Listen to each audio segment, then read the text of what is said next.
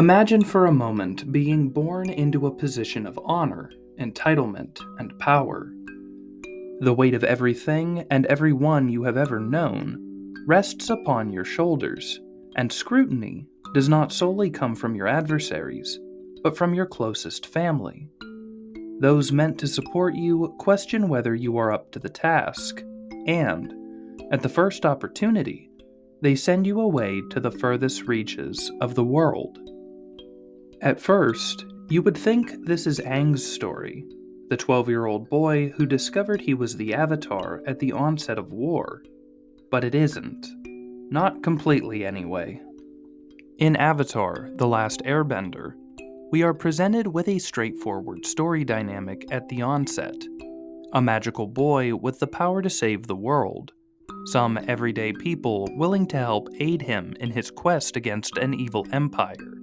And the prince of that evil empire, complete with scary armor, a scary scar, and an advisor in the ways of all things scary. But what we saw at first glance was not the story Avatar had in store for us. Where we had a hero capable of saving the world from the Fire Nation in Aang, we also had a secondary protagonist in Zuko. An underlying story of a boy whose adventure not only rhymed with Aang's, but simultaneously paralleled and intersected with it. The stories differed in only one way. Whereas Aang, the Avatar, had the goal of mastering all four elements and restoring a sense of balance to the world, Zuko had the goal of mastering fire, battling with its dualistic nature, of understanding rage and control, fury and discipline, destruction and rebirth. Before we get started, don't forget to like and subscribe to the channel for more videos like this one.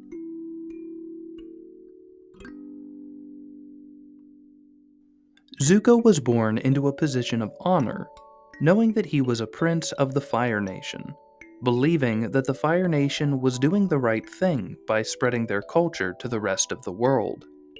He came to understand that position had significance, even if he himself felt inadequate. His mediocre firebending and gentle spirit were unsatisfactory to Azulon, Ozai, and Azula, members of his family who ultimately instilled a sense of inadequacy in Zuko long before his banishment. What this dissatisfaction instilled within Zuko was a need to please, a need to be loved and appreciated, which superseded the need to discriminate between who that love came from. Furthermore, it conflated his idea of what it meant to have honor and what it meant to be worthy of love. At a young age, the boy's heart was in the right place, but most of the people he offered it to were already corrupt. Azulon was a warmonger. Ozai used his nephew's death to solidify his right to lead the Fire Nation before killing his own father, and Azula was her father's daughter, having an inherently evil nature which she chose to foster and allowed to fuel her. By allowing his self-worth to be determined by these mentors, Zuko formed his concept of honor in the qualities they valued: savagery, brutality, victory at any cost. This is further compounded when Ozai and Azulon threatened Zuko's death as a sort of sacrificial lamb for the throne, when Zuko's mother, his earliest healthy role model, effectively abandons him, and when Ozai burns Zuko for speaking out of turn, then banishes him from home until he completes an impossible task. It is during this time of banishment, this time when everything Zuko has ever known or desired from life has been burned to cinder, that the boy can start on the path to recovery. While Zuko still longs for his father's approval, longs for his birthright to lead the Fire Nation, he is removed from the sickness of that world. His mentors are no longer his father and sister, but rather his reassuring uncle. And while Iroh does not guarantee Zuko will find his way onto a better path, he provides the boy with guidance and the ability to develop a better sense of honor.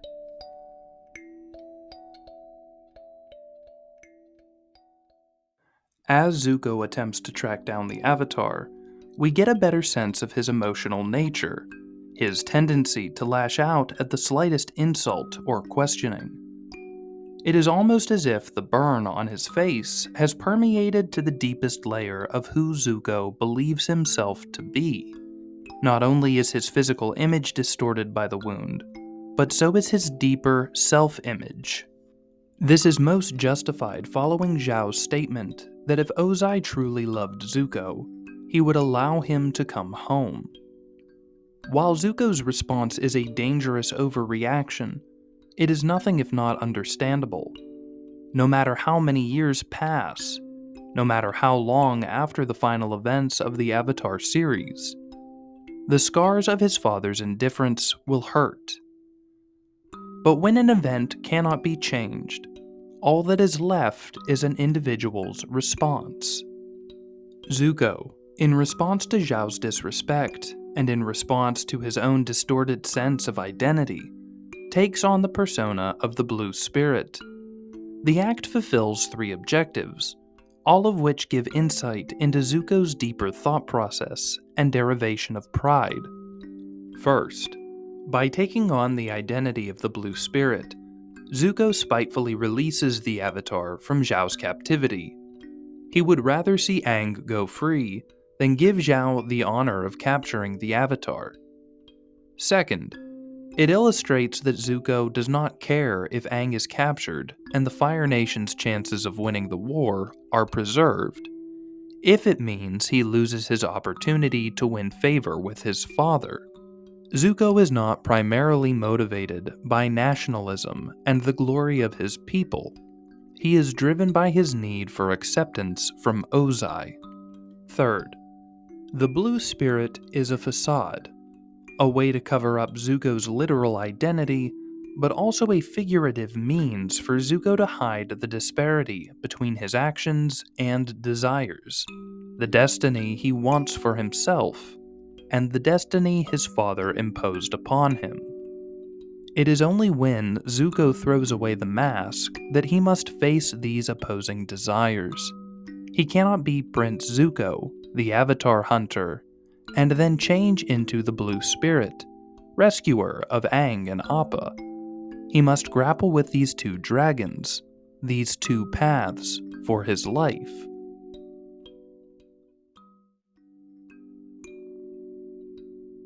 When we meet Zuko for the first time, he has already embarked on his quest to reclaim his honor. The wounds are fresh and his actions are erratic, as seen in the episode The Storm. No matter the risks, Zuko is willing to endanger his crew and himself if it means an opportunity at restoring his rightful place as Prince of the Fire Nation. Like a wildfire, Zuko has lost control of his sense of self-preservation, feeling that he has already been stripped of everything he ever was. His self-loathing fuels the outward conflict with Admiral Zhao, Aang, and even his uncle, forcing him into unnecessary and seemingly unwinnable conflicts. This was part of Zuko's character, even before banishment, living his life attempting to earn the love of a father who simply did not have love within his nature. Zuko has always felt that he stood alone against the world, believing that he must prevail against nature itself or die trying. Furthermore, what these conflicts emphasize is that Zuko is capable of success should he continue to pursue this dark quest of hunting the Avatar. His tenacity is a weapon that he wields to great effect, demonstrating that he could, and eventually does, succeed in all the wrong ways. Rather than helping the Avatar, he aids in almost killing him. Rather than realize his father is a monstrous turd, Zuko wins that turd's contingent approval. Rather than accepting that happiness and meaning can be found in the simplest of things, he throws that all away for his perceived birthright. Why this matters, and why it's so damn satisfying, is because Zuko's lowest point in the story is not when he has lost everything he has ever wanted, but rather when he has allowed his self-destructive tendencies to get the better of him, burning away everything he ever needed in exchange for all that he had ever wished for.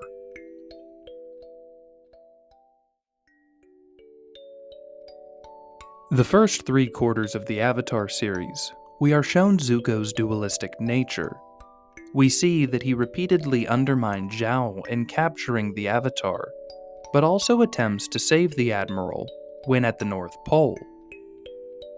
We've seen Zuko save a town from corrupt Earthbenders, even knowing the townspeople would and eventually do hate him for who he is. We see Zuko physically ill after saving Appa, torn between his identity as Prince Zuko, son of Ozai, and Zuko, nephew of Iroh. During this time, Zuko is at a crossroads, whether or not he is willing to accept it. Part of him has accepted his humble existence in Ba Sing Se as a tea shop owner with his uncle, taking solace in the small comforts of life. Another part of him struggles to let go of the prince he had always hoped to be, the boy his father would be proud of.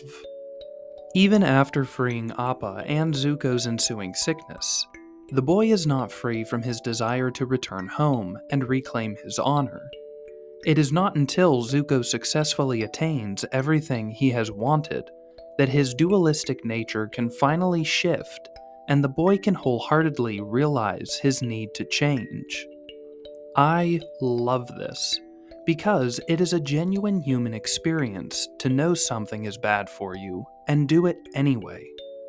It is only then, after the guilt of abandoning his uncle and the hollowness of reclaiming his so-called honor, that Zuko can fully accept he is on the wrong path. That while he wanted to come home, wanted to become Prince of the Fire Nation, and wanted his father's approval, it did not bring him peace. In fact, it cost him what little peace he had. Once Zuko realizes that this path has nothing to offer him, that who he perceived himself to be was naive and hollow, the prince can begin to correct his way. He can decide to admit he was wrong and choose to burn down the image of who he believed himself to be, effectively sacrificing an empty dream so that he might become everything Iroh ever believed he could be.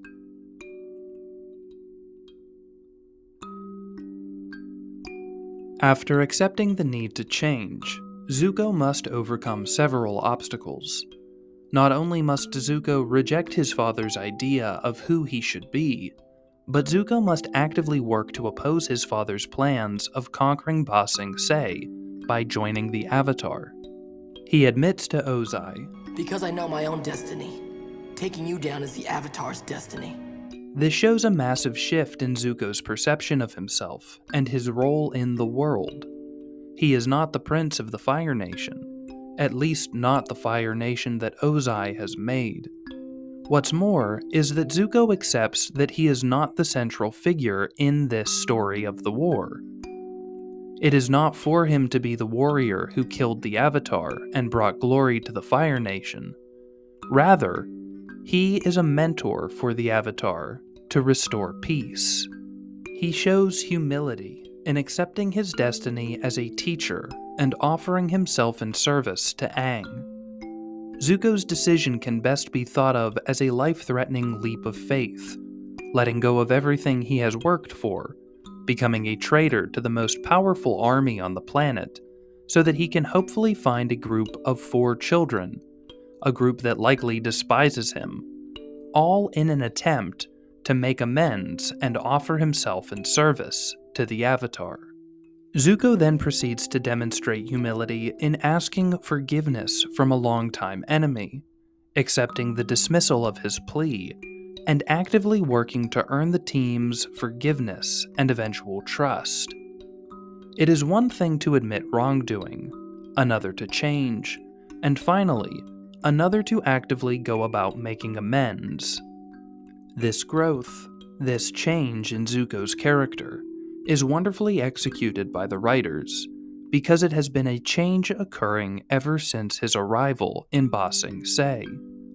From the arrogant, entitled prince he was, to the insightful teacher he has become, Zuko's transformation is largely thanks to his uncle's unwavering love and patience with the boy. It is why Zuko's greatest act of humility is not in asking forgiveness from a great adversary, but rather in asking forgiveness from his greatest ally.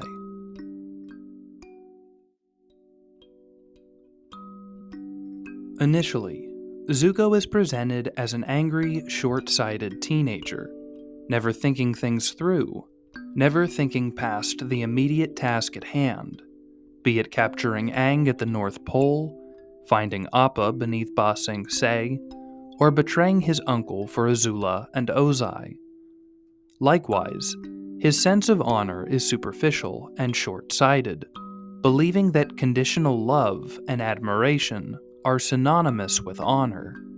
In his betrayal of Iroh, Zuko further invests into his shallow idea of honor, believing that the praise of his father and the glory of the Fire Nation will restore what was taken from him at 13 years old. It is not until Zuko attains this honor that he can see it for what it is, conditional praise from a man that never loved him. But was Zuko able to come to this realization on his own? Was it not for Iroh, could he have realized that honor is not a place of achievement or an award for good action, but rather the way in which one conducts themselves? Iroh was as much a mentor to Zuko as the previous avatars, spirits, and bending masters were for Aang. He taught the boy how to firebend and lightning bend, while also guiding him in the ways of patience, humility, self-mastery, and honor. He was more of a father to Zuko than Ozai, and more of a friend to Zuko than Azula, demonstrating time and again that his love was not conditional based upon Zuko's success, but rather unwavering because of Zuko's deepest, truest character. However, it is not until the arrogance and entitlement of Zuko's outermost layers are burned away that Zuko can see for himself who he truly is. Not until the boy sheds his old self and old concept of honor that he is truly able to see what he has sought is not honor at all, but rather love, a love he has always had from his uncle. And this is why, returning to humility, it is so difficult for Zuko to admit his fault, his regret, and his shame in forsaking his uncle's love for his father's approval. There are 2 points of pain in Zuko's apology. One is in admitting his shame, and the other is in losing the love of his uncle, in losing what he has always perceived as honor. But what is so beautiful about this exchange, why this scene is so heartwarming, is because in asking for forgiveness, in admitting how great of a mistake he has made, Zuko regains the love he has always wanted, while simultaneously restoring the honor, true honor, that he has always needed.